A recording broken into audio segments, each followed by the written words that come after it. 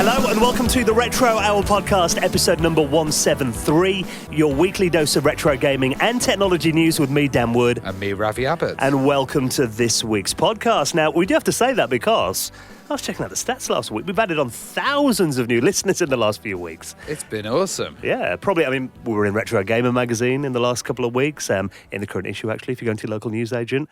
Obviously, Play Expo, all these events that we're doing all over the place as well. So it's always amazing to see new people coming on board and, getting tweets off people going, just discovered your show and I've actually binged listened 150 of them over the weekend. That's pretty God, cool. yeah, you've got 3 years of stuff to keep up with now. But it's crazy. I was meeting people at Play Expo last weekend who were saying to me, I've literally only discovered the show a month ago, but I'm caught up to date now. Yeah, and I'm like, that's awesome. You must be sick to death of our voice by now, surely. So, if you are going to any events, maybe this weekend you're off to Pixel Heaven, maybe listening on the plane. I'll be there as well. I'm off to Poland this weekend. Yep, I'm off to Swag as well. Yeah, Southwest Amiga Group, and then we're off to Norway next month too. For our first appearance out in Norway, actually, with DJ Slopes is going to be out there as well. Yeah, my first time in Scandinavia. I hear it's absolutely beautiful as well. It is a lovely place out there. Yeah, if you want to come out and check us out at any of these events, I'll put links in our show notes at theretrohour.com to where you can buy tickets. So if you are in Poland or maybe you're listening in Norway and you want to come out and say hello, definitely try and make it along to these events, and there is more to come throughout the summer as well. Now, this week, we've got a really cool guest on this podcast every week. Not only do we keep you up to date on what's happening in the world of retro gaming and technology, but also we bring you a really interesting guest. Now, those who have been listening to the show for a while will know that I've got, probably two big loves in the world of gaming. Adventure games, big into them. We did actually a whole month about adventure games last year. Yeah. Text adventures, point and clicks. You're really into that kind of adventure fantasy stuff. Well, I love LucasArts kind of stuff, and that was amazing. And also the system I collect for is the Atari Jaguar. Yeah, you see, we both collect for strange CD systems, don't we? So you collect for the Jaguar, I collect Amiga CD32. Yeah, I've got the CD add-on for the Jag as well, so I've collected all 8 games that were released for that. And actually, because, funnily enough, when we were at Play Expo last weekend, we're with our mate, obviously Joe was there, and our mate Alex as well. Alex is getting stuff for his Super Nintendo. Joe's getting a few Mega Drive things. I'm looking around, I'm like, hang on, that looks like an erotica game for the Philips CDI. Yeah, I love that. So, I only buy really bad games these days because I've got all the good ones that I want anyway. Well, why are we on about the Jaguar? Well, the Jaguar, it's an interesting system. And there were some good titles released on the Jag as well. And the one that really everyone says was the big system seller back in the day, and a lot of people rate it as the best game on the Jaguar, was a first-person shooter called Alien vs. Predator. Now, today on the show, we're going to be joined by James Purple Hampton. Now, he's a really interesting guy. Not only did he kind of do his own kind of live-action game based on D&D when he was really young, which we'll talk about in just a bit, but also then he got into the industry. He worked at Lucasfilm Games, testing games like Monkey Island 1 and 2, and awesome. Which, some of the probably the biggest adventure games ever made. And we'll find out a bit about what the process was like in, the development of those games and working there at the time and kind of what changed that development as well, which I find really interesting. And then after that, he worked for Atari, with the Tramiels when the Jaguar was just coming out the door, and he actually worked on Alien vs. Predator, the game that most people do regard as the best title on the system. So we're going to talk a bit about not only developing that game, but the Jag in general as well. And yeah, stuff like Doom for the Jag was absolutely awesome port. And, just like how the Jag was used, developed, how the actual budgeting was done by the Tramiels, and how they looked after certain projects and made sure certain projects succeeded. And what went wrong, yeah, of course, as well. So it's a really interesting chat this week. James Purple Hampton is going to be our guest on the Retro Hour podcast. He'll be on in around 15 minutes from now. And we've got some cool news stories to cover this week as well, including, get your credit card ready, the most expensive retro games console we've ever seen. We'll talk about that in a couple of minutes. And a game called Hunter from back in the day. Do you remember that? Oh, yeah. Loved Hunter. That was the kind of my first free roam. Yeah, back on the Amiga, wasn't it? I think I came out on the SD original. SD as well, yeah. So we're going to talk about a new version of that as well in just a bit. Now, before we get into our news stories this week, at the start of every show, we give a huge thank you to the people who enable us to come in here and bring you the Retro Hour podcast week in, week out. We're into our 4th year of doing this show now, so we've been doing this a long time. And we couldn't get this far without your support. Now, if you'd like to help out the show, everything we earn from it, every penny, every cent, every dollar, every euro, goes back into the running of the podcast, and you will earn a place in the Retro Hour Hall of Fame. Just like this week, we want to say a big thank you to Derek Murray, Christian Trengius, Patrick McGinty, and Darren Coles, who all made donations into the running of the show. And if you'd like to do the same, we accept it on PayPal, any amount, through our website at theretrohour.com. And also, while we're talking about great supporters of the podcast, our amazing friends at The Economist. Now, they've been supporting the podcast now for months, and honestly, we really appreciate their support. And we're big fans of The Economist too. I mean, they've been going over 170 years, which is, in this world of false news and misleading headlines on social media, getting real trustworthy news is more important than ever. And they cover so much as well. I mean, obviously, you've got the economy and finance in there too, but also politics, business, science, technology, and of course, going in with the show, gaming as well. Now, you were checking out this article about Apple's changing direction. Yeah, so Apple, they've kind of made their iPhones too good. Like the iPhone 7 and 8 and 6, people aren't upgrading from them. So they're slowing their phone sales. They've sold all the phones to people that they can sell, and they haven't really got a gimmick to go through there. So they're aiming for new areas, which are like game streaming, which we're going to hear a lot about from everybody. And we've actually got a point, a news item that we're going to talk about that. News, but also a credit card. So they want to kind of get in that middleman area, just like Elon Musk did with PayPal, So, I mean, I've got Apple Pay and stuff like that already, but I think you're right there. It's the fact, I've got a new iPhone. It's like, the camera's a bit better and the screen's a bit brighter, but what else can they do? It's all about the content now, and I think that's what they're going to be interested in, having these content services. But actually, I think it's going to lead to more of a fragmented market, and there's not going to be a central place where you can either find your game or find your movie. Like, they're not all going to be on Apple, they're not all going to be on Netflix, so it's going to be spread all over the shop, isn't it? And this article kind of talks about that as well, and also whether the fact that is it going to get the stage where we need to spend about 50 quid a month signing up to all these different services, just to get the shows that we want. So that's the kind of stuff they cover in The Economist, some really interesting, eye-opening articles. And we would like to invite you to get your own free copy of The Economist through your door. Now, if you live in the UK, all you got to do is grab your phone right now for your free print copy of The Economist. Text the word retro and send it to 78070. We've got this exclusive offer just for you, listeners of the Retro Hour podcast. We'd love you to check it out. You'll be really helping out the show as well. Text retro and send it to 78070 and get your own copy of The Economist, the smart guide to the forces changing your world. My dad actually did this. He wrote, got his copy of The Economist, subscribed, and when he subscribed, they also sent him a power bank. Oh, right. Okay. Yeah, which is really cool. Must have known that's your dad. It's Ravi's dad. We'll help you there. There you go. Now, let's get into this week's news stories then. Now, we've been covering kind of these tools to make your own retro games over the last couple of weeks. We had Jonathan Caldwell's amazing package. Yeah, multi-arcade designer. We had the NES Maker package that let you make games for the Nintendo Entertainment System. But maybe the NES is a bit too tied down for you. Maybe you like your gaming on the road. What about making games for the original Game Boy? Yes, that would be awesome. And this is called Game Boy Studio. Now, it's for building actual real Game Boy ROMs, but you can also display them on stuff like your iPhone. Yeah, this looks insane. Yeah, play them and export them to all different types of stuff. And also you could build HTML5 versions, which is absolutely insane. So you could kind of have it integrated with a website, or you could have it running on anything that would run a HTML5 browser. Which is like anything with a web browser these days, yeah, isn't it? Pretty much. If you're not using old Internet Explorer, but yeah. Yeah, I might not work on my Amiga 1200, but yeah.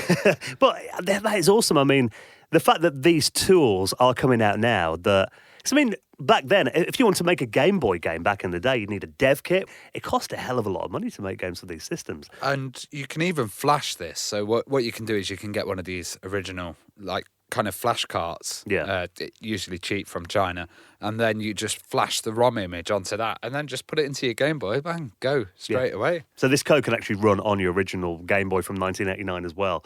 And looking at it, I mean, it's like these other things we've kind of covered in the last couple of weeks. The majority of it seems to be quite point-and-click driven. Yeah. And, I think this is really good for anybody learning to code, because if you can do the point-and-click driven stuff and then look further into the code and go, oh, what I've done is actually doing that, then that's the start of a process. That's the start of actually creating something. Yeah, and how programs are structured and that kind of thing too. Yeah. So you're right, you're looking at it and you do your point and click stuff, but also the code kind of generates on the other side of the screen. So, it looks really, really cool. And if you've ever had a dream of making your own Game Boy game, and I love the fact, I could make a game and just email it to you. Check this out on this website. I've put it up there. It's that's pretty cool. And I guess people can innovate as well. You've got total freedom with something like this. Yeah, and if you're running it online too, I mean, you can make it, multiplaer games that you can play through. Yeah, browsers. integrate HTML5 with that, and then, you've got something crazy. Pokemon Red for everybody. So, if you want to read more about that, of course, we put all of our stories that we talk about every week in our show notes at theretrohour.com. We save you the hassle of Googling. We put it all there for you. And you might be interested in looking at this if you've got a few quid floating around. If you're a bit fancy like Ravi. $2,799.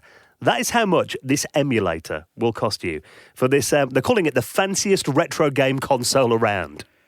It's made by this company who we've covered before. Artists and craftsmen Love Holton. Yep. And I don't know how this guy makes any money. Maybe he makes individual ones and then sells them or something, but this is really weird, actually. So what they have is a 19-inch 4x3 monitor that's actually LCD. Yeah, it's LCD, but they've kind of warped it to look like it. Yeah, I don't know how they've done that. Bent the screen to look like an old CRT monitor. Yeah. I've never actually seen that before, have you? No, and I don't even know how you do that. Unless you custom made a front panel or heated it up and bent it or something. I don't know. It must be really weird to look at it, though. But see what it looks like. Well, inside there's a Raspberry Pi in there, and obviously you can emulate as much as you want on that thing, and they cost 25 quid to buy a Raspberry Pi. There's a Bluetooth controller to attach your remotes as well, and your games controllers. That's fine. That's cheap. Well, that's already on board on the Raspberry Pi now anyway. So I think literally what this is, it's a nice looking fancy case. I mean, looking at the build quality, it's all handcrafted wood by the looks of it. It looks like they made this. It reminds me of, when you watch like the Simpsons, the TV they have in the corner of their living room, that kind of old-style American big boxy CRT with the tuning knobs and all that on. I could see this for like a really trendy company that's just trying to do up their offices or something. Yeah. Those are the kind of guys that would buy this. A Raspberry Pi and a flat screen, you're probably talking about 100 quid's worth of technology in there, if that, aren't you, really? Yeah, but you could even go down to the charity shop and just stick a Raspberry Pi in an old TV. Yeah. And all the comments on this article are saying that, this guy here is called a Quarterburn. He goes, $2,800, and all you get is a $30 computer with a warp screen from the shell of a 1960s TV, which, if you want to boil it down to its essence, you're right. But again, we've talked about this company before, and these are really art installations, aren't they? They're made for, like you said, trendy bars or, maybe galleries or something People like that. with more sense than money, I'm afraid. Which is not us. I've got no sense but no money as well. So it's good to drool over this kind of thing and check it out, I think, though, isn't it?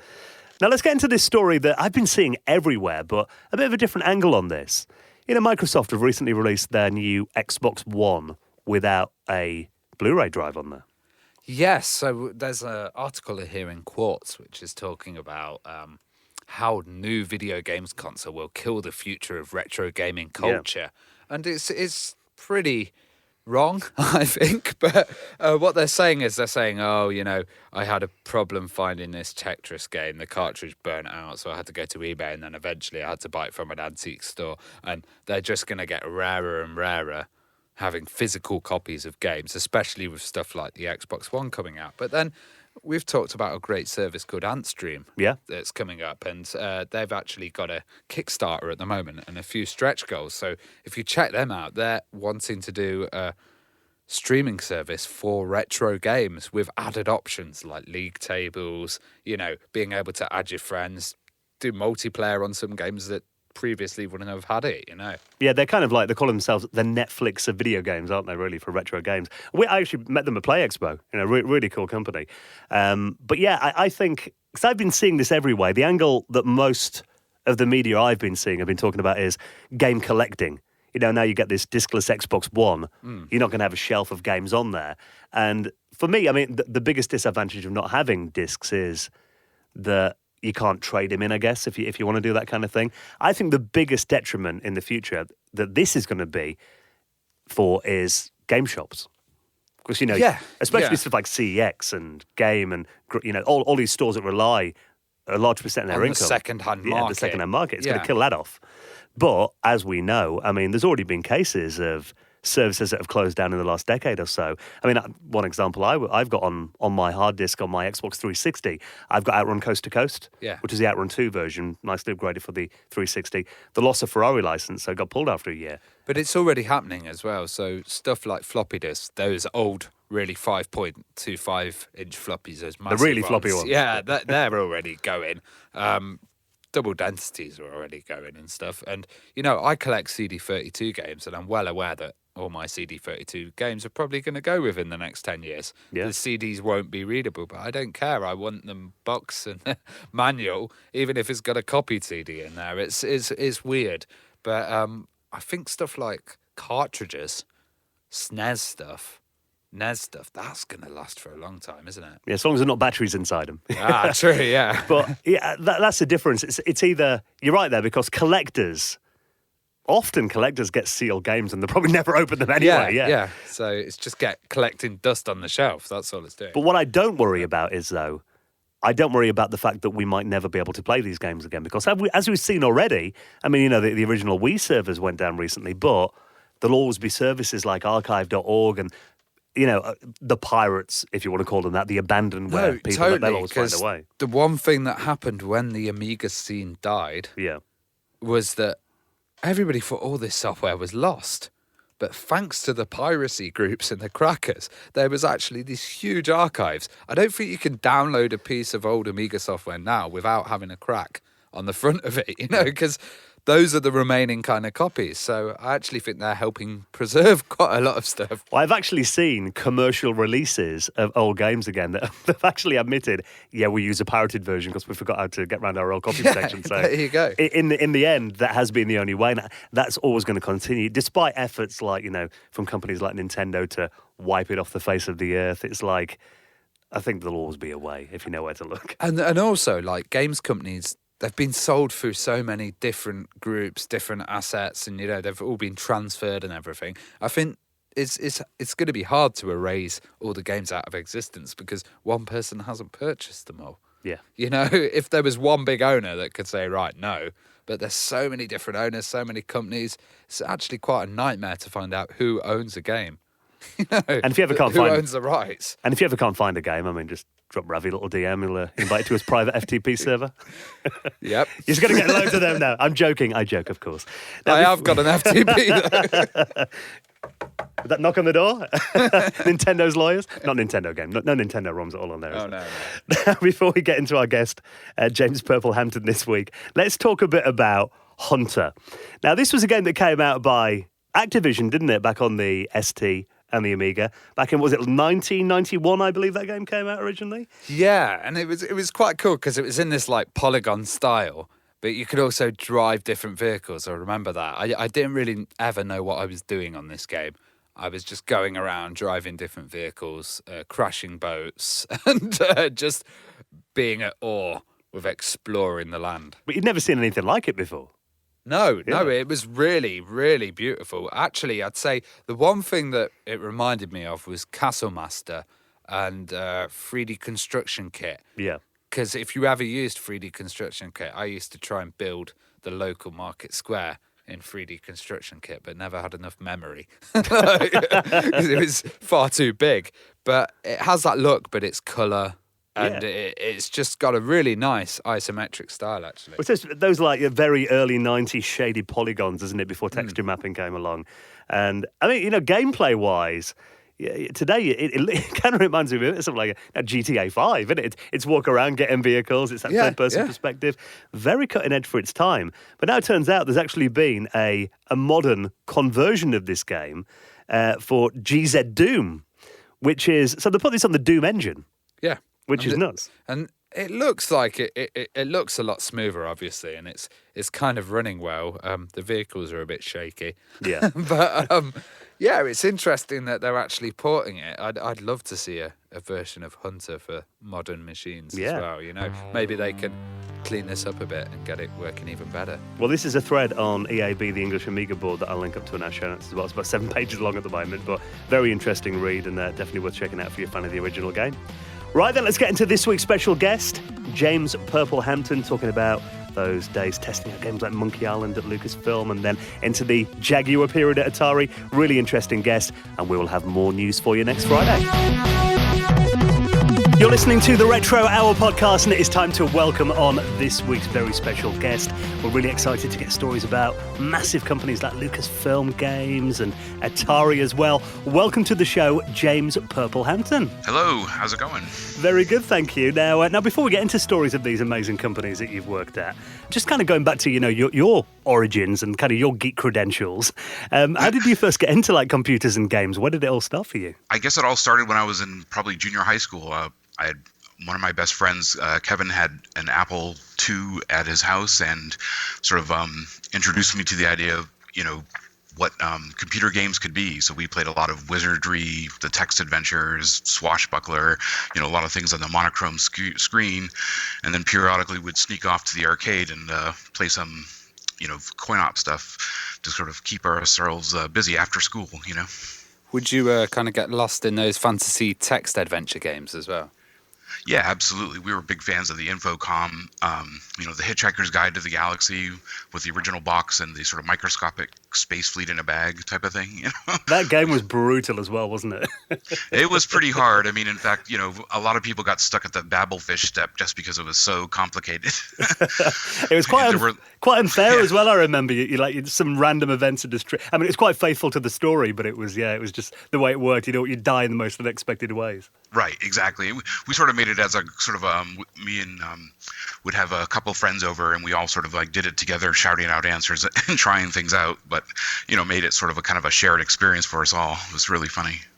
So, which were your kind of favorite titles at the arcade, and what did you have to beat? Like the first title that pulled me in was really Star Castle. I don't know if you're familiar. It's one of the Vextrex wireframe games. It's simple, but it did everything in the same sense. Like, three concentric rings with this sort of center castle area that you're trying to like sort of break through, and it would periodically sort of launch out, fire against you. And it had that kind of cool attract mode where, simple things like the deep bass sound of the blast sort of like would echo through the arcade, and you'd sort of wander over. It's like, oh, what's that? That sort of got me going. But then was immediately drawn to when the Star Wars arcade game came out, the wireframe going through the trenches. It was just exactly what you'd imagined from the movie, and it's really sort of put you there and saw the potential for like, wow, arcade games can really be everything when you if you put your minds to it. And those vector graphics, I mean, even now I think there's still something about them that look quite, just different, don't they, to everything else? Well, really, they stand out, and at the time they really were the it had the best sort of tactile feel because they're vector graphics. They they were really lightning fast, and everything felt solid, if that makes sense. Even they were wireframe. I don't know if you remember the original Battle Zone with the twin sort of sticks, yeah, that you sort of look through the visor, and that just sort of kind of thing sort of completed the experience. It really sort of set you into it and kind of set the bar for where to go and why the arcades for such a long time held for so many. What you could get at home at the time didn't quite match up to what you were seeing in the arcades at the time. I mean, speaking of home systems, did you get a console or a computer yourself then around this time? I had a borrowed Atari 800 that he and I, my friend, we were knew the people at the local computer game shop, and every so often they would give me a loaner. I was sort of saving up to get the Atari 800, but it did give me, they did let us take it home a few times, and we got to break out, Star Raiders, the, even the basics of original Space Invaders. All that was something we got to explore and really dig into the things like on the Apple II. And they were good machines as well, the 400 and the 800, the Ataris, weren't they? Very capable. Well, yeah, and they also worked with traditional game-type controllers, and again, sort of bringing you an experience into your house that was unparalleled at the time. Those original Atari with the 5 1/4-inch floppies, and made it all sort of fit together. Well, I heard you even made a live-action game based on D&D. Is that right? Well, right. So I've been playing games all my life. We had a D&D group where we were doing, following the traditional modules and things. But we also part of our D&D sessions, we'd watch some horror movies at the time. And one week, we had really gotten into Night of the Living Dead and Dawn of the Dead. So me and my friend Sean, we sort of worked out when the group came over one day, we had created like a sort of a fake emergency broadcast message that said zombies are playing here. And we took the session and turned it into a live playing, zombies are attacking role-playing game where we followed people around the house. It's like, well, they're coming through the window. What do you do? And they're like, well, we're going to barricade it with a table. It's like, there's a table in the room. We'd roll the dice to sort of see what the encounter, did they hit or miss, that type of thing, and sort of basically followed it around. It was kind of an extension of trying to mix it up with the D&D rule base to kind of give us as a guide, but then adding our own elements so we could make it into a zombie hunting game. So that sounds loads of fun, actually. Yeah, it was actually, it's like it was one of those things where, oh, well, we shoot them. It's like, well, do you have a gun? Do you see a gun? No. Well, what do you see instead?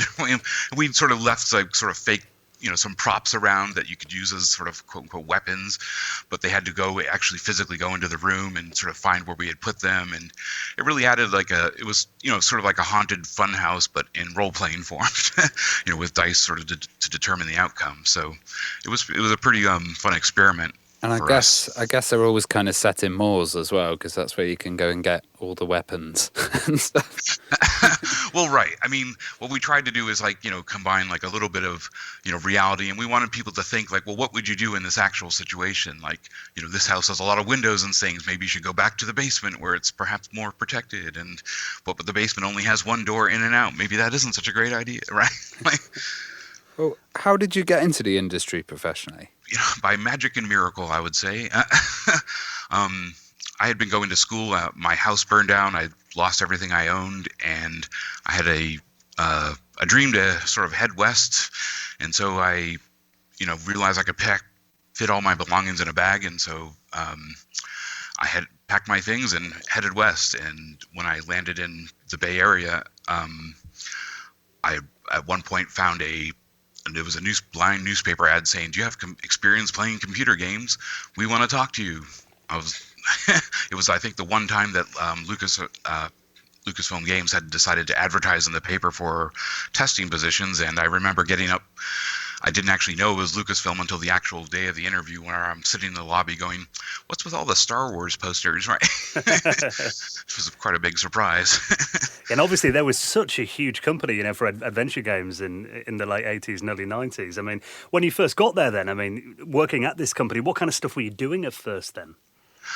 I mean, I got thrown into the deep end right away. So it was the final beta test period for the original Monkey Island.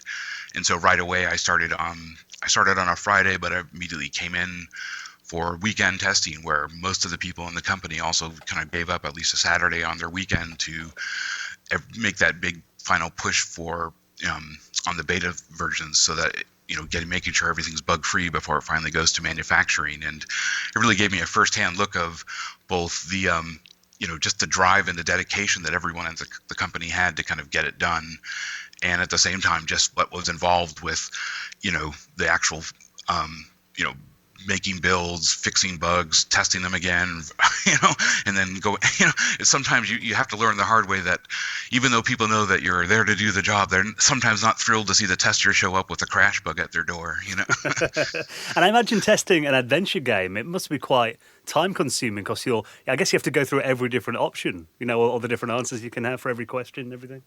Yeah, exactly. And in fact, as I said, I came in on the tail end of Monkey Island 1, but by Monkey Island 2, I was the lead tester, and we developed a pretty hefty tome that we had to break out amongst a dozen testers that basically did exactly that. We test every object with every verb in every room to sort of guarantee that the odd off crash bug doesn't sort of happen. And I think that's the part that really gave me the idea that, yes, testing video games sounds like you're playing games all day, which is pretty awesome. And at the same time, there's a certain level of it's work, because you sometimes have to test the same section over and over and over again until they finally fix the problems that are right. And you sort of have to kind of persevere. It's like, even if you've seen that section a dozen times in a day, you got to be ready for that next time when it's finally correct. Yeah, I had a friend who did some playtesting for Sega, and at the time, everyone was, it's the coolest job in the world. I think it lasted about a month, and he said, I can't do it anymore. It's pretty intense work. It really is. And you have to kind of have that spirit of,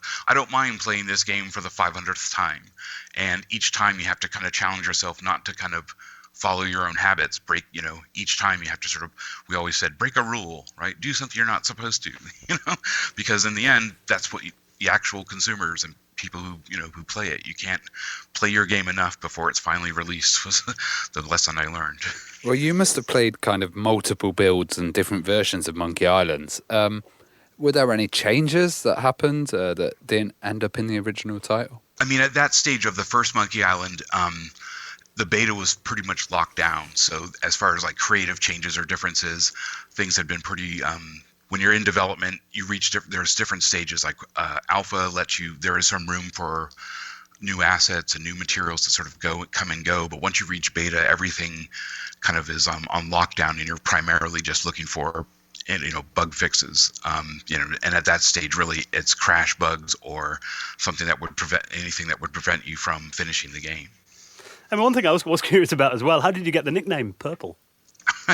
Well, when I had that dream about heading west, I was driving a purple marbleized car. So before I headed west, I found a car, painted it purple marble, and got on the road. And at the time when I first started, we all shared like a single Macintosh and FileMaker Pro database, and everyone had like a username or a nickname login. And since I had the purple car and these purple glasses and hair, they were like, you're purple.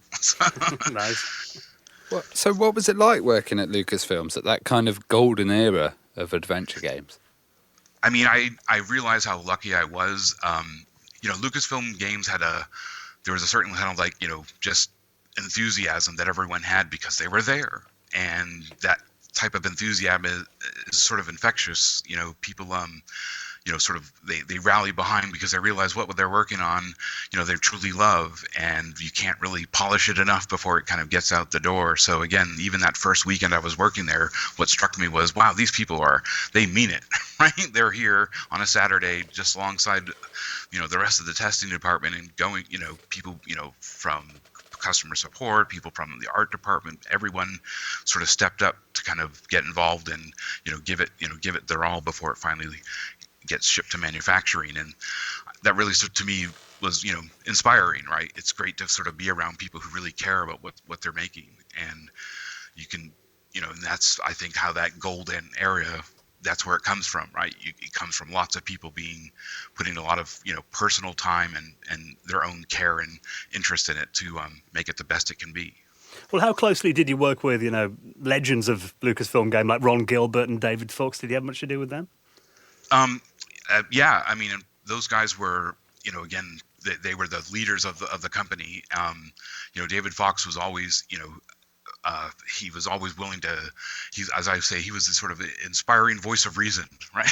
Like, he was very level-headed, but always had these really just forward-thinking ideas about how to do things and really what to watch for. And he really did sort of set the tone for being thorough, but always maintaining that kind of, does it play well? Does it feel right? That's why his game, like Ball Blazer, is such an addictive game if you're playing, especially in the two-player mode. It's like really gets that sense for what's important to the final player, and that's an attribute that's really, again, so essential when you're trying to get the game right. And Ron was really, he was really open to, he wanted to get people involved. And so in the test department, while we were doing Monkey Island 2, myself and a couple of the other testers, Jim Curran, Mark Cartwright, Brett Mugalewski, we all pulled together our ideas and we created what we called the giant debug or design bug, which contained a lot of, we just did our sort of path section by section of, here's what we see, here's some ideas. Like, so we suggested things like the crazy map that would sort of imitate the Raiders of the Lost Ark, line map, but in sort of a funny way because it's Monkey Island. Or we really wanted to make the card catalog that's in the library room sort of be a true resource. So if you needed virtually answers to some of the harder questions, you could actually go to the library and find them out, right? So he really opened it up and wanted that type of feedback, and at the right time, of course, right? Like, again, when something's in alpha, there's a sort of a wide runway to sort of make changes and do things. But once it gets locked down, we, sort of switch back to bug testing mode and to get it right to the very finish. When you were testing Monkey Islands, did you realize how good this game was going to be with the cinematics and the soundtrack and, the whole kind of package? I mean, again, that was, for me, coming from the text adventure world, it was amazing, really. It was to see that level of just to make such a complete world. And while it was there, it was also at the time when the first CD-ROM were being introduced. The first version of was an FM Towns version of Loom. I don't know if you remember Loom. Yeah, great game. But it was also one of the first ones that had voice actors and voice talent. So, as we used to call them, talkies, like as an old reminiscent of the era of silent movies into sound-based movies, right? Like, it was the first time that we actually had that kind of level of dialogue on into the game, and it really it did, just when you thought it couldn't be better, it's better, right? What a new dimension it added. I mean, speaking of Monkey Island 2, I remember, that was kind of just before CD-ROMs, became real, like in the mainstream. But that was a massive game. I think I had it on the Commodore Amiga, and I think it was something like 12 or 15 floppy disks. It was like, oh my God, you're right. I didn't have a hard disk either. I had to swap them all the time. It was huge. Yeah, I mean, again, that sort of shows you that sort of era in transition, right? The CD-ROM hadn't even hit the American shores yet. This is pre of that time. And from a testing perspective, let me tell you, the size of the game, like every time you make a new build, what does that mean? You need like another 12 disks you have to burn and try it out again. And then you think about, you have to make those sets for at least, 6 to a dozen people who are then going to sit there and take it and reinstall it over. So yeah, we all got very comfortable with the eject button with that one, Disc swapper's wrist, I think, was the syndrome, wasn't it? Yes, exactly. We used to stack them right by the door, so it's like you could tell people who are really good at, they were really fast, or like they could almost do it, I said blindfolded, but well, what did you think of Monkey Island 2 then as a game? Oh, I love Monkey Island too. I mean, it's like from my perspective, it was something I was able to be part of from the start to the finish line. And as the lead tester, again, we sort of introduced a lot of sort of thorough tracking so that we could truly have a checklist that we've done absolutely every interaction possible as we went through. And it was like, as I said, 3 binders large, right, that we had to break up into, amongst the department. So I was a lead tester. We had 4 core testers that were always assigned to this title, but during the larger period, we didn't recruit from the rest of the testing pool other people who had been working on like Indie Action or one of the Indiana Jones adventure game, or the SWATL, or the Secret Weapons of the Luftwaffe, the flight sim group. Everyone sort of took turns sort of, testing each other's games, even if they weren't officially assigned to that, because you can't ever get enough fresh eyes on something.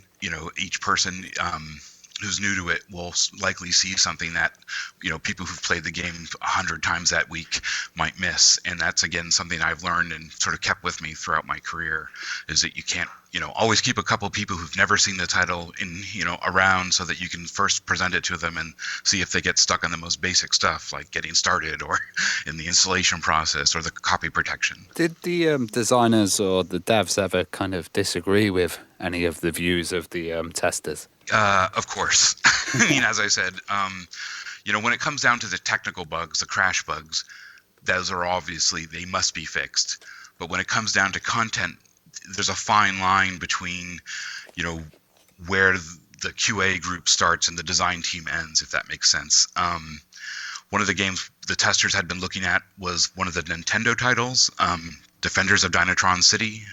And when it was in a sort of an early alpha stage, we as a test team, who again were all kind of dedicated game players, were sort of lost with where the game was going. We felt the gameplay was pretty flat, and during I think it was Doug Norby, who would periodically meet or have luncheons with each department. And so when it came time for the testing department, we had all been looking at Defenders of Dynatron City. So we decided, while we're eating our pizza, to just sort of discuss what we were kind of our concerns about the title. And we all had another 10-page document with a list of ideas about what could be done to sort of improve it. That didn't go over so well with the devs for that. And I understand that, developers are under a lot of pressure, but they weren't so thrilled when suddenly they're realizing, hey, wait, they need to kind of sort of go back and readdress, the core gameplay mechanics so that it actually, feels like something that you want to keep playing. I guess that was our concern, is that, when it started, it seemed sort of directionless as a player, and we really wanted to kind of step up the action. So that's an encounter where one of the developers got pretty angry, I have to say, and kind of came down, kind of grumbly to the test department, and let's just say words were exchanged. It was kind of a heated moment, but in the end, they realized that people were just trying to make the best game possible, and I think that's where everything sort of falls back. It's like they may not agree, they may feel differently, but ultimately everyone understands that everyone here, even the testers, are trying to make this game the best it can, and let's focus on the work, not not the drama, right? Yeah, and I guess it's their baby, and they're being so close to it, and I guess it must be hard to take criticism for them sometimes, I guess. Well, of course, and I think that's why it's we had the policy, our internal QA policy was, don't just write something like this doesn't work. If you have a valid idea of how it could be corrected, add that into the bug. Put some insight. Give. There's sometimes it is sort of a give and take process, and that's something. Again, the developers at Lucasfilm were really, they were open to that exchange, and that really helped. Sort of just as a whole, they recognize that, hey, we have some input that maybe they're not thinking about, and it does sort of shine a light, and it was nice to kind of see that collaborative spirit sort of carry through to the very end, where for the ending of Monkey Island 2, Ron wasn't quite sure how he wanted to finish it, and so he invited a few of us from the test department to join, him and the Scumlets, or the other programmers who had learned the Scum engine, people like, Tim Schafer and Dave Grossman and Tammy Borowick, all kind of gathered into the conference room where we sort of bantered around ideas, and I suggested what I called the Sane Elsewhere ending, where suddenly the main character wakes up and he's sort of seeing the snow globe of the building, like it's been all a dream. And I think Ron really liked that, so that's why when it ended, you see Guybrush sort of waking up in his room with his older brother, who's LeChuck. Right? Yeah, I remember my jaw dropped when I saw that as a kid. I was like, no. Well, exactly, and so it really gives you that kind of dun dun dun type of ending, and it was just sort of fun to see that collaborative process with the Scum team and the QA group sort of coming together and really jamming on what could make it that sort of signature ending that really gives you the big wow. And did that ever get properly explained as that ending? As a kid, I remember thinking it was very kind of open to interpretation, maybe. Well, I in general, it's they say it's the journey, not the destination, and that's definitely true for most adventure games. I think in that case, we wanted a surprise. We want the fun of playing the adventure games is solving the puzzles and getting there. It's not to say that the ending isn't important, but you want to sort of leave on something where just give something a bit of the unexpected, so that it's wow, that's kind of crazy, isn't it? Right? What were we just seeing? Wait, Well, after LucasArts, you obviously went on to another massive company, Atari. How did you go from LucasArts to Atari then? What was kind of the path there? Well, I also learned at LucasArts something that became a truth throughout the games industry, is that the games industry is sort of a high and low business. Sometimes it's high, things are up and everyone's hiring. Sometimes things are low and they're laying off half the company, which is how I got kind of caught up in a company-wide layoff at the time, because they had sort of overexpanded the company. I think doubled in size in less than 4 to 6 months towards the finish of Monkey Island, and I think they had overextended just how many projects were going to be in the pipeline coming up. And so when I left, I actually left and started working with a friend who I'd met at the department, and it was through these friends I stopped at Maxis. I worked at Maxis with working on the original Windows version of SimCity and A-Train and L-Life. And while I was there, my friend Brandy Wilson, who I had met at LucasArts, her sister worked in the business department at Atari and mentioned that they were looking, they were getting a new console ready and they needed new producers. So they hand-carried my resume over, and I interviewed down at Atari, and I was only at Maxis for 6 months to jump at the opportunity to become a producer, at Atari and for the Lynx and the Jaguar. Well, what stage did you see the Jaguar in development? Did you see any of the Panther at all? I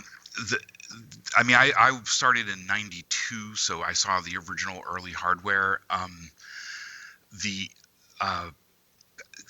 different cat name code names got a little bit confusing at times as to which was which. But for me, the Jaguar exposure was like from the when they first started rendering polygons. Like I was part of the original group where we were demonstrating the hardware to a number of developers that Atari had brought in as part of a early sort of Jaguar developer conference that they held on site.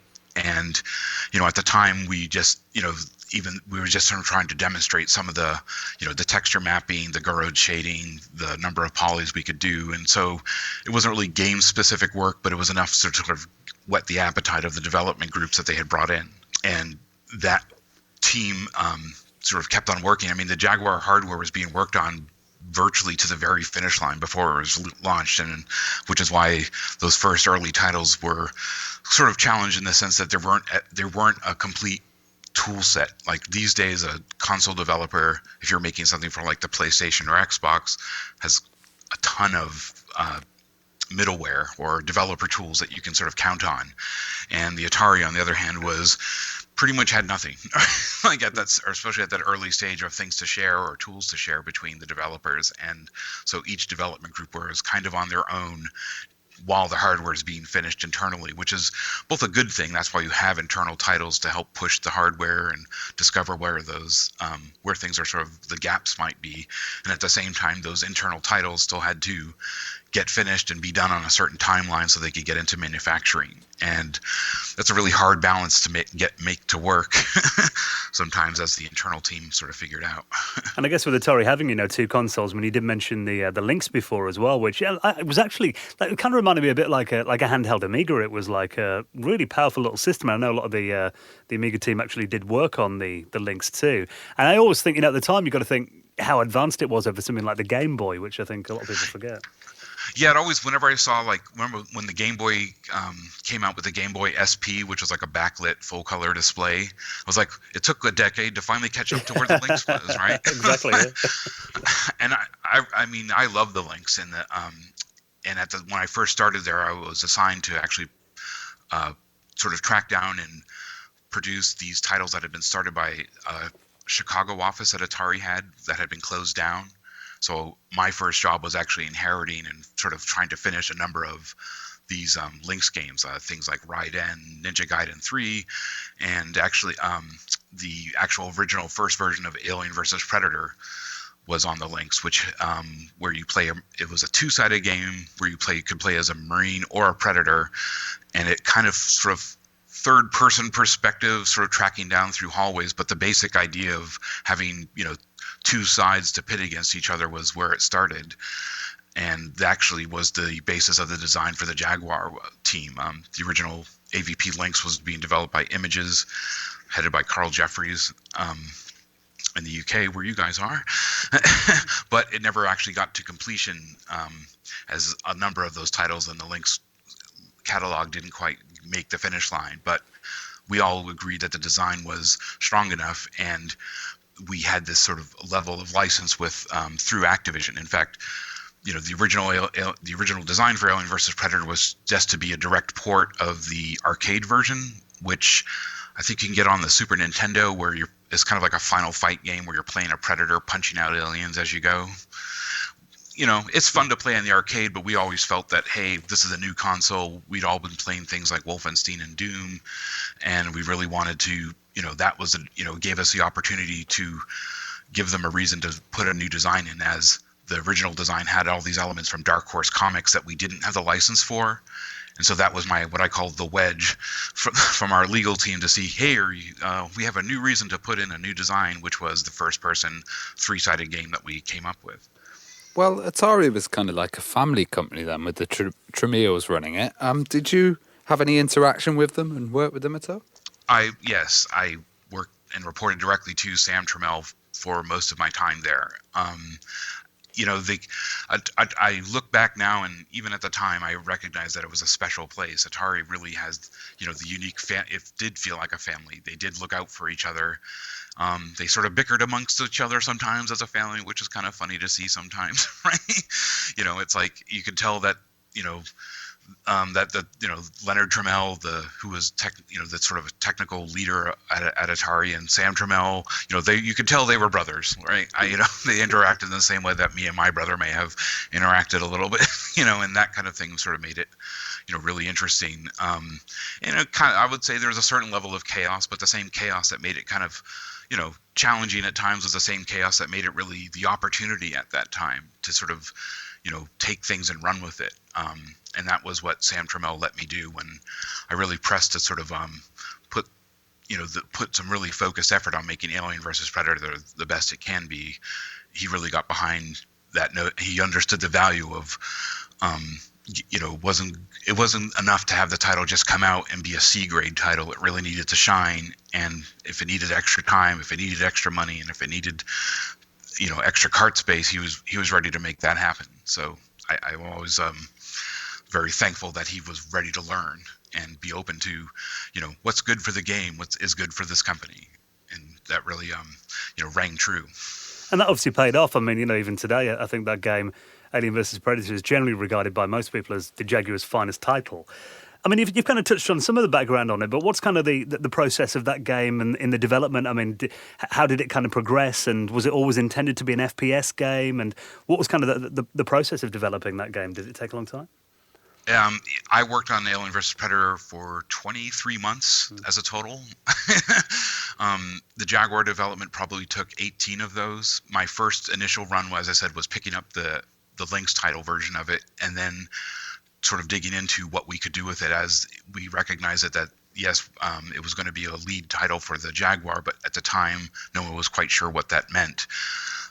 When Atari had the developers conference, I first was introduced to the team at Rebellion, and they seemed to have a really strong artistic sense of like what could really make it sort of stand out. And they were the ones who pitched the idea of actually doing the technique of using model parts to create the background and texture layers, and use it for the animations that I would be sort of photorealistic, which at the time again was sort of unseen in other titles, and really sort of help raise the bar for what we could expect out of the Jaguar as a machine. The process was, there's a lot of back and forth, let's just say. Again, we had sub-licensed it from Activision, so I worked with Tom Sloper, who was really helpful in getting me in front of the people at 20th Century Fox. And to my surprise, they were actually open to the idea. They wanted to see what we wanted to do with the characters, and they ultimately said, yes, make it, if you guys think this 3-sided game as a first-person perspective, we're willing to shift the license as long as it says Alien versus Predator on it, and you guys are true to the characters. We'll let this new design to proceed. And as at the start when we were talking, we at Atari, there's a lot of people who are diehard fans, myself included, and we ended up doing a series of movie nights over Ted Takeshi's house, one of the other producers at Atari, and where we all as fans sort of got together and watched all the Alien and Predator movies, and would sort of write down all our ideas, and as the collaborative brainstorming process where you sort of go wide, if you will, about what's our dream or wish list of what we want to include. And that's how we revised the design proposal that was submitted to Activision and 20th Century Fox, and then handed on to the folks at Rebellion, who were able to start building the Jaguar version of it. Well, I think there were some really good design features in there that were kind of based on atmosphere. And if you look at the Alien films as well, they're very atmospheric, and especially Alien vs. Predator. The early Alien games, like Alien 3, they were all side-scrolling kind of platformers. How did you change this and reflect that atmosphere with a limited draw distance and frame rate as well? Well, in frame rate and cartridge space, I mean, honestly, one of the aspects of Alien versus Predator that I'm not sure everyone like. To me, I always like to say the third dimension in games is sound.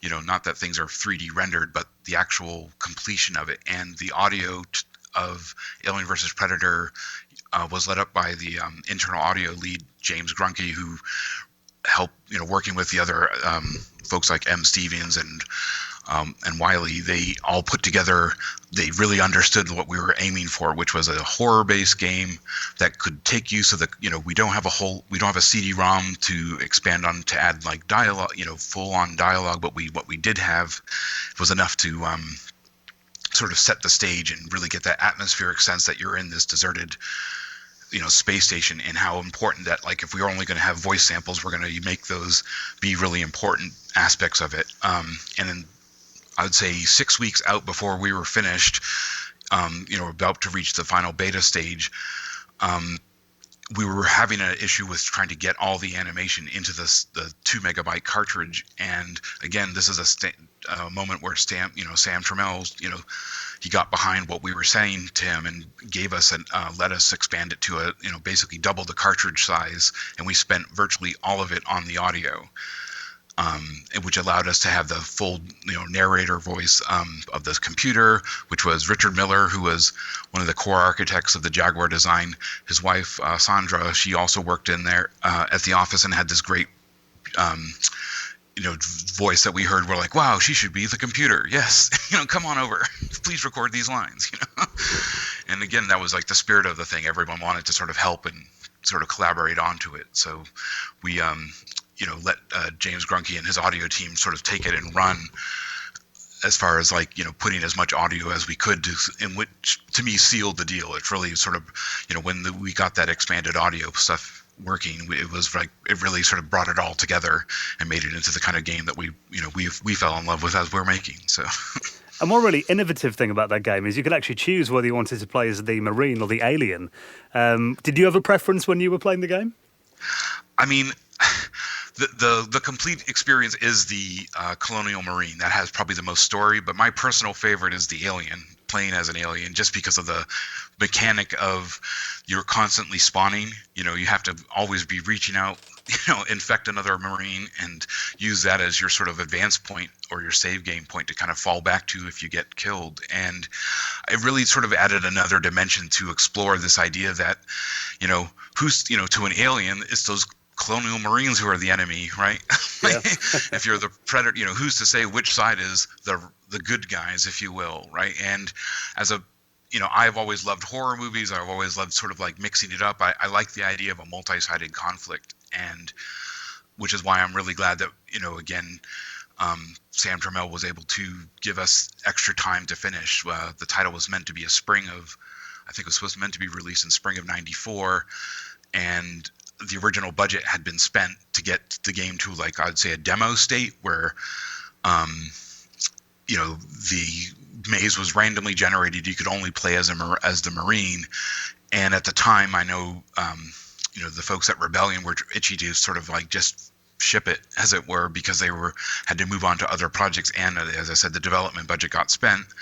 But after really discussing it with Sam and realized, he understood that the press at the time and the potential for what this title could be and what we could make out of it if we, if we brought the main programmers over to the Atari offices and work on site in Sunnyvale to get the game finished during the summer and really get it ready for a Christmas release, that window gave us everything we needed to actually get all, the original design we'd hoped for, which was all three sides, and sort of playing this really just a different way of doing things, and without that kind of extra bit of runway, the game would have been a single player, one-sided experience and not quite what we were hoping for. I'm so glad that we were able to finish it the way we wanted to. Well, Alien Isolation is a new kind of VR title where you're hiding away from the aliens and you've got to move around them on the ship. I remember they had a Jaguar VR system at one time. Did you ever try it, and were there any plans to do original AVP in that? It had been discussed. I never actually tried the prototype hardware, and I had left Atari by the time they were ready to start showing it. I I had seen quite a few of other VR setups at the time, like from a few years before. I had worked at when I was at Lucasfilm. They participated in something called Cyberthon, which was one of the held at the Colossal Studios in San Francisco, where it was like the most early basic prototype versions, like, you know, that they used like a Nintendo glove that they'd been put on this giant helmet thing that you had to sort of like have a couple people hold on to while you had your head in it. It was like really primitive at the time, but you know, I know that that's where they, you know, because the Game Boy Advance had the 3D sort of module version of it, that there was some talk to get it there, but my focus wasn't on the Jaguar VR. As far as the CD, you know, what we wanted to do for the expanded versions of Alien vs. Predator, we did do sort of an end of post-mortem meeting of here's our wish list of things that didn't quite make it, which turned into about a 5-page document that we submitted to 20th Century Fox for, you know, what we would do with the title, with the, you know, if we could move it onto CD-ROM, and that was in turn became the Alien vs. Predator game that came out from Rebellion like about 4 or 5 years later. Were there any plans to release that on the Jaguar CD then? Because that had a CD add-on, didn't it? It was, but again, at the time, the negotiation for actually getting that title made wasn't in place. So the paperwork, you know, the actual legal agreements to actually get that the CD version established didn't get set up, and I left the Atari about 6 months after the original Alien vs. Predator on the Jaguar had come out. So while I handed all the design materials and what we had learned from the original one, you know, its movement into the CD side of it didn't, you know, I wasn't part of. Did you see any kind of unreleased games or anything that they had in the works that didn't reach the light of day? Yeah, I mean, the internal projects that was started at the beginning, there was a notion that, again, sort of an old-fashioned way of thinking, that we had 4 lead programmers in the group, and I believe, you know, there was a thought amongst the Atari hardware team that, oh, that means we can get 4 new games out of them in 4 to 6 months, which perhaps that might have been true in the Atari 2600 era, but wasn't definitely true in the you know, in 1990 or 93 when it was being built, or 94. So there were quite a few titles. We had a couple of titles, like about a few months into that process, we all agreed that we should consolidate, pick 2 of the, you know, focus on 2 games and started trying to make 4. So the 2 that got sort of scrapped one was a side-scrolling title that was you know, our rough name was Space Pirate, which was again sort of just a more of a Final Fight shooter type Metroid game where you're in a spaceship sort of shooting through things. That team got sort of moved into what would into another title, and another programmer, John Wentworth, had this really sort of really forward-thinking and probably ahead of its time game where you used sort of hand motions and hand gestures of Sanskrit letters to sort of interact with a sort of underwater exploration game. Wow. And it, you know, really, I would love to see that in kind of using the modern VR tech tools, again, sort of ahead of its time. We couldn't really render the world that he saw, but it was really an inspiring game. It's kind of reminiscent of what I'd see in things like Journey or Flower, that really sort of unfolding, not quite what you expect as a game, but is a game, you know? It was really great to see that kind of innovative thinking at play, and I always regret like that not seeing the finish line, but I don't think the hardware at the time would have ever done it justice. But, you know, John Wentworth, if you're listening, get your idea made, man. We want to play it. Well, what did you think of, like, you know, third-party Jaguar titles that you were seeing released around that time? So Bill Raybach headed up a lot of the third-party groups, and so, you know, we were thrilled to death when he secured the deal with and worked with id Software to get Doom made. So for us, you know, even though we were making what might be seen as a competitor to Doom, because we're both first-person shooters, you know, the AVP team enjoyed seeing the builds of Doom, because of course that's something we'd play on our free time too. So and it was a great port, wasn't it, on the Jag? It really was. I mean, you know, that they did a really, I thought, excellent job. And, you know, and while there were a number of people in the computer world who had been exposed to, you know, the early Wolfenstein and Doom, it was nice to actually bring it into a home console, because, you know, the bar between a home computer and a console was still, you know, could be easily $1,000 or more. And so it was nice to kind of think that, oh, wait, we can bring this into people's living rooms and not just the home computer, and give them a ride that they won't forget. Well, one thing that kind of overshadows the Jag today in many ways is that whole "was it really 64-bit" argument. Where do you stand on that? Even at the time, I felt it was kind of, I didn't really understand this kind of, I don't know what you want to describe it as, a stat race or something. This has better stats than that.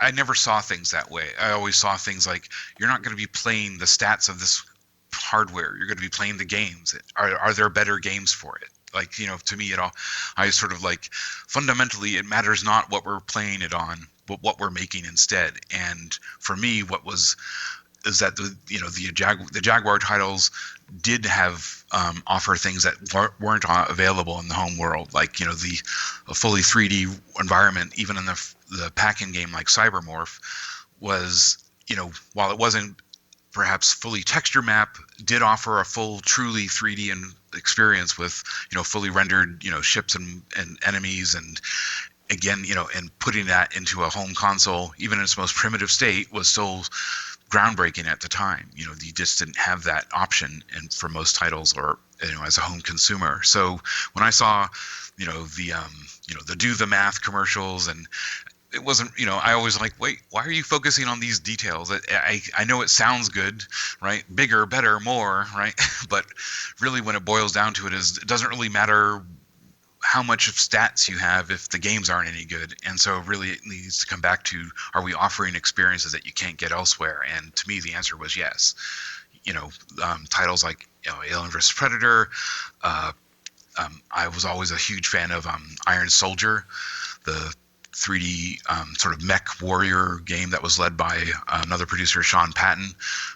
Sean Patton was who you see as his photograph is the photo of the Marine you see in the upper left-hand corner of the Marine game in Alien vs. Predator. He was one of our diehard fans who actually had made up a full-on Colonial Marine weapon set and armor set that we were using to sort of base the photorealistic textures on. And he really had a good sense for what would make for a great mech game, and that became Iron Soldier, and really did. You're walking around this city and you're able to take down a building in full 3D. It's like, yeah, we brought that home. And if it's 64 bits or what have you, it's like that the gameplay is really what mattered there, and kind of offering people something that they've never been able to do at home before.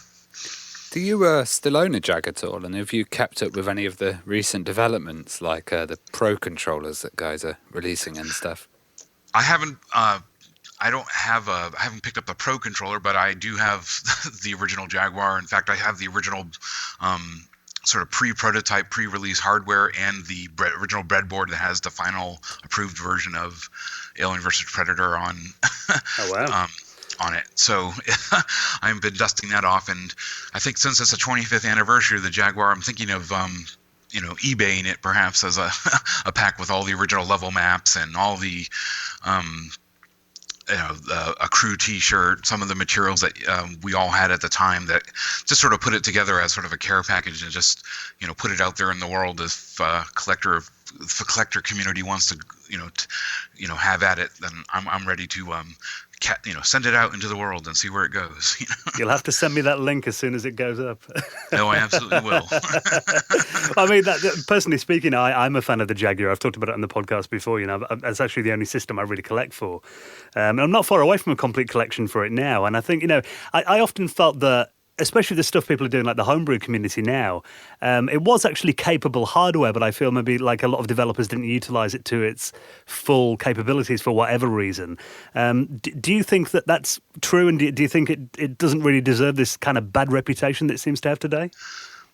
I mean, the bad reputation might have stemmed from, and this again, like what I had mentioned before, the Jaguar never came with a giant tool set for developers to start from. So everything had to be developed from scratch, and when you think about how modern games are developed now, and that there's full on, there's the Unreal Engine, there's the Unity tool set, all this middleware that people have that takes a huge amount of developer cycles.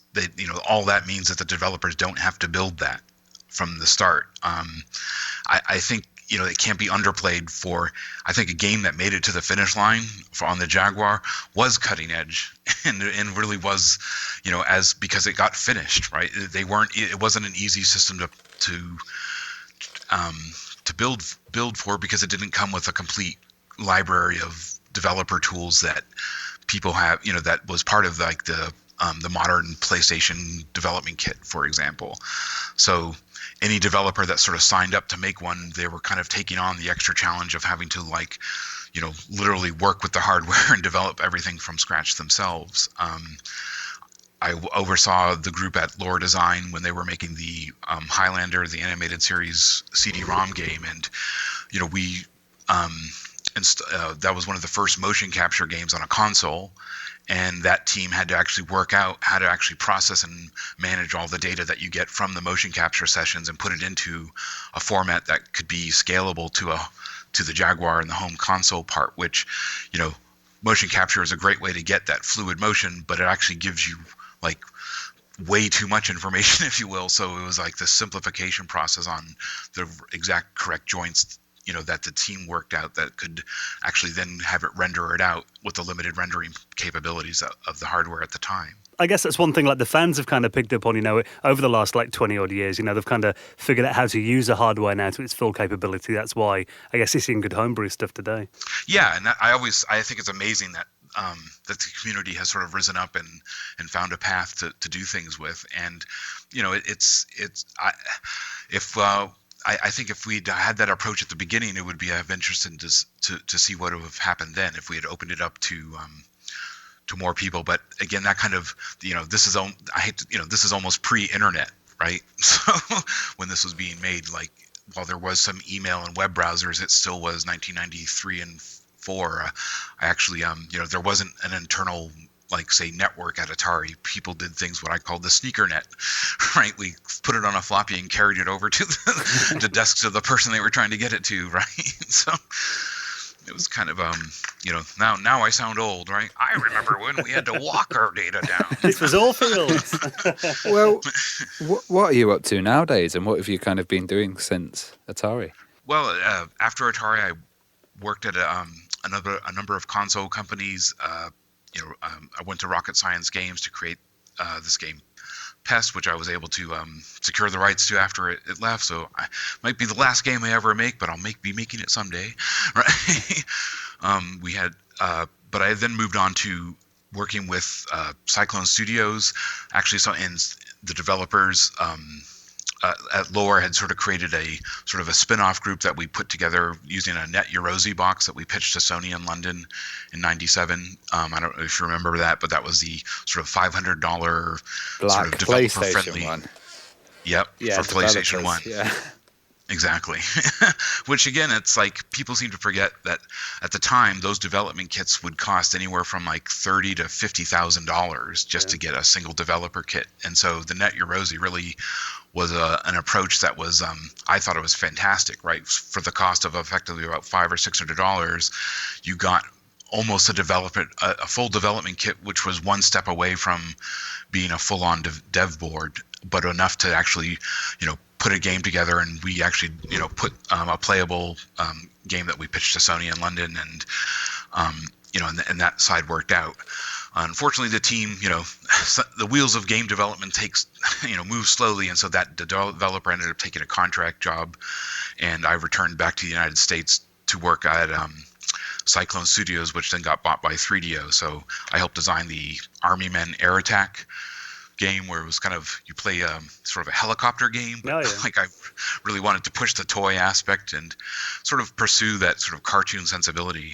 I worked at Shockwave.com. So that was one of I would say the transitional period between like 56K modems and standard high-speed internet. I remember starting, and the bar was, the game has to be 500K or less, which was like kind of, it was kind of an unspoken rule. But even while that period was going on, we've noted, the way people were reaching the access to the internet, changed. the days of the 56K modem dial-up was transitioning over to more standard cable modems, and so we were able to sort of expand into a new style of game. In recent times, I have been, I've sort of moved towards an educational bent for a while. My sister had my niece and nephew, and I really kind of thought, let's, maybe do more, maybe make a fun game that you can also learn your math tables on or something, right?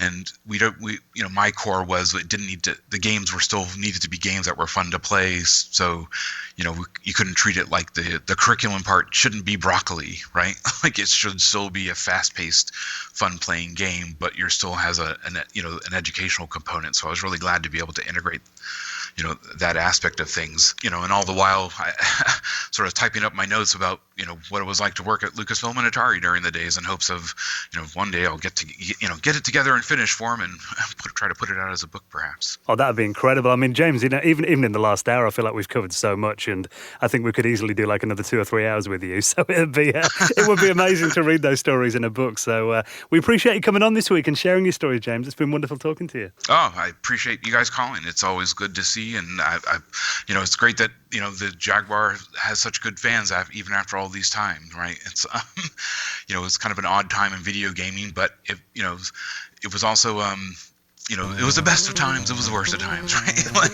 the chaos that made it bad also made it awesome, and I was really glad to be able to work with and collaborate with the people I was able to build these games with, and it's great that people remember them after all these years.